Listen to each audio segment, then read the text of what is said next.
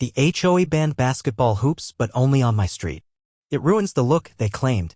Instead of arguing, I bought a portable hoop and moved it right in front of the HOA president's house. By the end of the week, the rule was magically reversed. I never thought a simple basketball hoop could cause such a stir.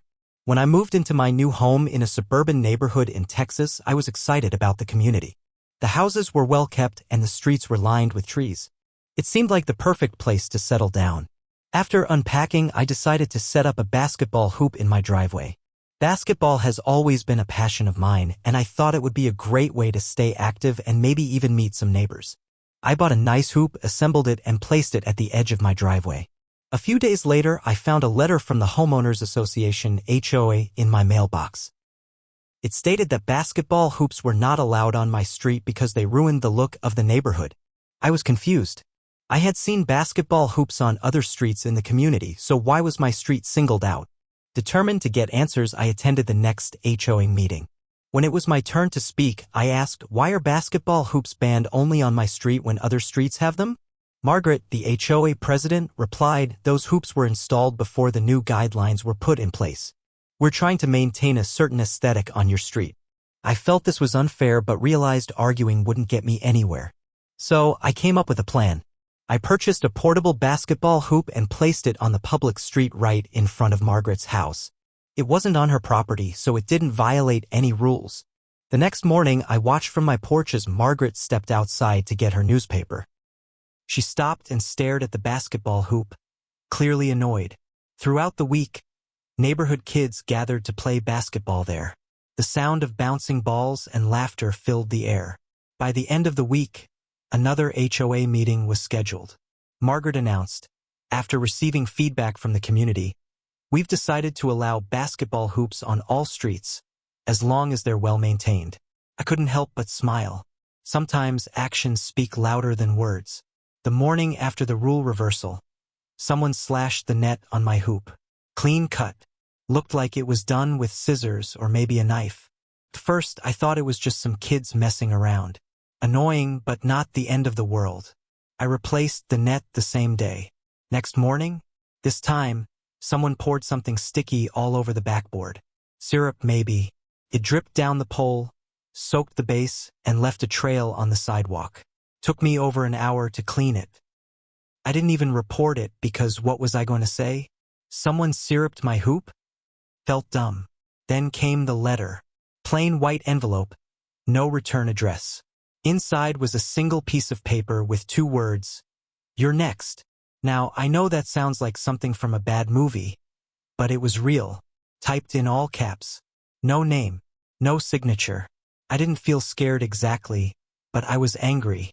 The pettiness of it all. Over a basketball hoop? I talked to a few neighbors, and that's when I found out something interesting.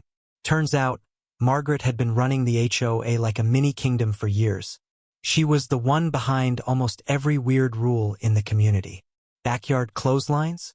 Banned. Front lawn decorations? Must be seasonally tasteful. Someone once got fined because their garden gnome was too whimsical. Most folks just stayed quiet to avoid trouble. They called her Queen Peg behind her back. Now that I had crossed her, I realized I had a target on my back. And she wasn't done. A few days later, I got a citation taped to my door. According to the HOA, my trash bins were visible from the street during non-collection hours. I checked the timestamp on the notice. 5:43 p.m. Trash pickup was at 6. Coincidence? Not a chance. Then another one. This time, it was a notice about my lawn being uneven in color. I had a brown patch near the mailbox, probably from the hot Texas sun. Every yard on the block had patches. Mine just happened to get flagged. It was clear what was going on. Margaret was using the HOA to hit back. But here's where it got worse. She started turning my neighbors against me. One day, I caught Mr. Reynolds, the guy 2 doors down, measuring the height of my fence with a tape measure. I walked out and asked what he was doing. He stammered, just checking something. Margaret said your fence might be over regulation height. I told him, you've lived here 15 years. That fence has been the same since day 1. He shrugged, just following up. People started avoiding me. Conversations cut short. No more waves from across the street. The friendly neighborhood vibe? Gone. Like someone flipped a switch. And then, out of nowhere, Margaret ran a new proposal through the HOA, something called the Neighborhood Visual Harmony Act. It would require all basketball hoops to match a specific brand, color, and model. You guessed it, none of the existing hoops matched the specs, including mine. The kicker? The approved hoop cost over $2,000. And the only distributor? Her cousin's hardware store across town. At that point, I wasn't even mad. I was impressed. This woman was playing chess while the rest of us were stuck on checkers. But I wasn't about to back down. That's when I started documenting everything. Every citation, every letter, every weird run-in. I bought a camera and pointed it at the driveway. I logged the /net, the syrup, the threats. I even recorded conversations. I didn't know what I was going to do with it yet, but I knew it'd come in handy. What I didn't expect was the anonymous email I got 2 days later. Subject line, "You're not the only one." It was from someone in the neighborhood. No name, just a burner email. Attached were PDFs, copies of old HOA complaints, photos, even a scanned letter that Margaret had sent someone else 5 years ago. It read almost exactly like the one I got. "You're next." So yeah, maybe I wasn't the first, but I was starting to think I'd be the last. I didn't sleep much that night after reading that email. My brain was spinning. Someone else had been through this before, and they had the receipts. I responded right away, asking who they were. No answer. Just silence. But the next morning, another email came through. This time, a single line, "Meet me at the old dog park, 8 p.m. No name. No explanation. Just that. The old dog park had been shut down after a drainage issue years ago, but it was still there, overgrown, forgotten, and barely lit. I almost didn't go. It sounded stupid, like the start of a true crime story. But I needed answers. So I went. And there she was, sitting on a bench near the rusted gate.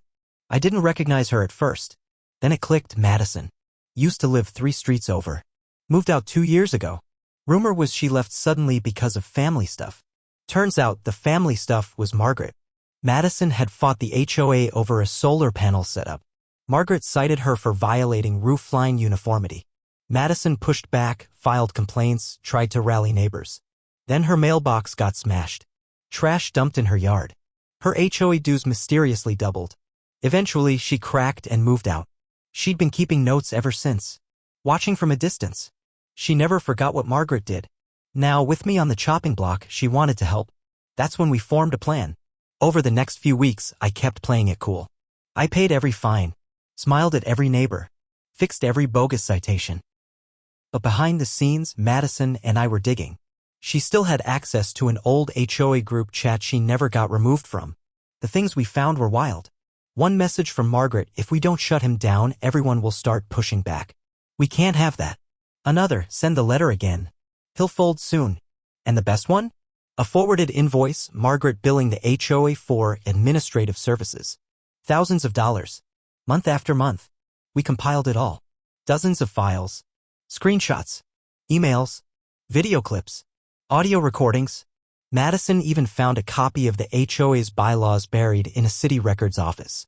Turns out several of Margaret's rules were never officially voted on. Illegal as hell. But here's where it really turned. One night, my security camera caught someone creeping near my driveway. I checked the footage the next morning. It was Margaret.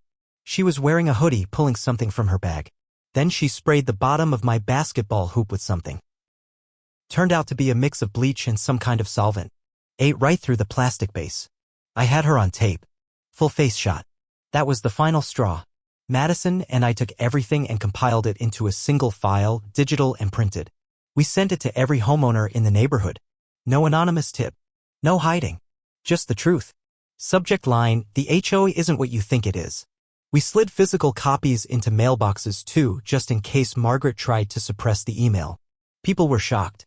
Some neighbors knocked on my door, apologizing for not realizing what was going on. A few were furious. One guy said Margaret fined him for leaving his porch light on overnight. Turns out she had her own light pollution rule made up from thin air. And then came the emergency HOA meeting. Margaret called it herself, probably to do damage control. But when she walked in, she knew. You could see it in her face. The room was packed. Dozens of neighbors. No more fake smiles. No more silence. And then someone spoke up. Not me. Not Madison. Mr. Reynolds, the guy who measured my fence. He stood up, looked her straight in the face, and said, "We want your resignation." She tried to deny everything at first, claimed the footage was fake. The emails were forged. But it didn't matter. The crowd wasn't buying it. People shouted over her. Someone even read out the bylaws Madison had found. It was a total collapse. But here's the thing, I didn't want her just removed. I wanted to make sure she never did this to anyone again. After that meeting, Margaret didn't resign. She disappeared. For a week, her house was dark. No car in the driveway. Curtains drawn. People whispered. A few neighbors said she went to stay with family, but I knew better. She was hiding. But the HOA board was still active, and without Margaret pulling the strings, they didn't know what to do. So I made my next move. I filed a formal complaint with the city. Everything. Margaret's misuse of funds, the fake rules, the harassment, the threats, the forged citations. Madison helped me put it together. We even included the footage of her vandalizing my property. It took less than 3 days for the city to respond. An inspector came out. Then a second. Then an auditor. Turned out Margaret had been pocketing HOA funds for years. Not just for admin services. She charged the HOA for landscaping that was never done. For legal fees that were never paid. She even set up a consulting firm in her daughter's name, funneling money through that too. It all unraveled fast. She was arrested 2 weeks later. Fraud. Vandalism. Harassment. Misuse of community funds. The works. The day the police showed up, half the neighborhood stood on their porches watching. No one said a word.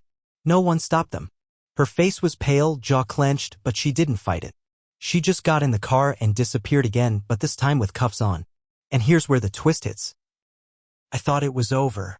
I really did. But when the HOA got restructured, they asked me to join the new board. Me, the guy who started the fight. First, I said no. I didn't want the power. But Madison convinced me. Better you than another Margaret, she said. So I joined. And for a while, things were good. Fair rules. Real votes. Actual transparency. But power is a funny thing. Creeps in slow. I caught myself doing little things. Ignoring small complaints from neighbors I didn't like.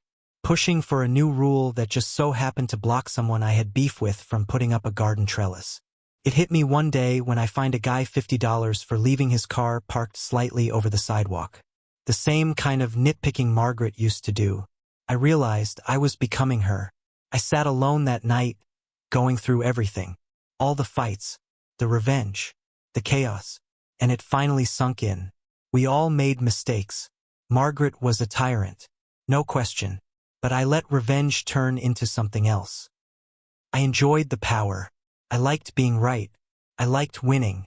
And that's how it starts. So I did the one thing Margaret never did. I stepped down. I wrote a letter to the whole community, laying it all out. The good, the bad, and the ugly. I apologized for letting the power go to my head. For treating some neighbors unfairly. For not stopping sooner.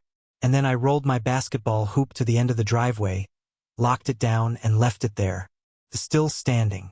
And every time I hear a basketball bouncing in the evening air, it reminds me, fighting back is fine, but becoming what you hate, that's the real loss.